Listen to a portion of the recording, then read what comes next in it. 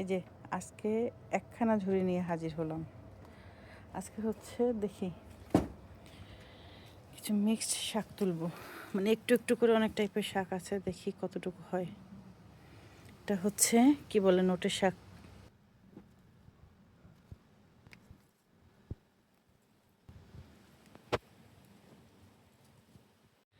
মানে কচু গাছের মধ্যে আছে কয়েকটা বতুয়া শাক।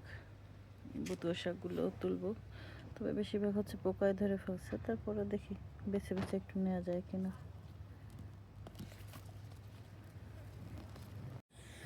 কয়েকটা নেব মরিচ পাতা। এখানে আছে একটু লাই পাতা, বড় বড় যে পাতাগুলো।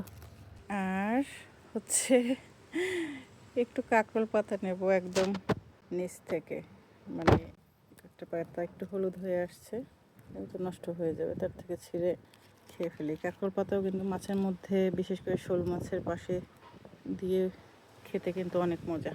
এরপরে কিছু কচি কচি আলু পাতা, অল্প 4-5টা পাতা নেব একদম কচি কচি দেখে। মিষ্টি কুমড়ার গাছ খুব একটা বড় হয় না, তবে এই মিষ্টি কুমড়া হচ্ছে, এখানে মিষ্টি কুমড়ার পাতাগুলো একটু কেমন যেন তিতে তিতে লাগে। দেশি মিষ্টি কুমড়ার নিচের পাতা তো কেটেই ফেলে দেব। তো হচ্ছে 1-2টা পাতা নেব। হাত দিয়ে কি ভাঙা যাবে? হ্যাঁ, গেছে। 2টা পাতা নেব শুধু। আর সব শেষ নিচ্ছি হচ্ছে ছেঁচি শাক।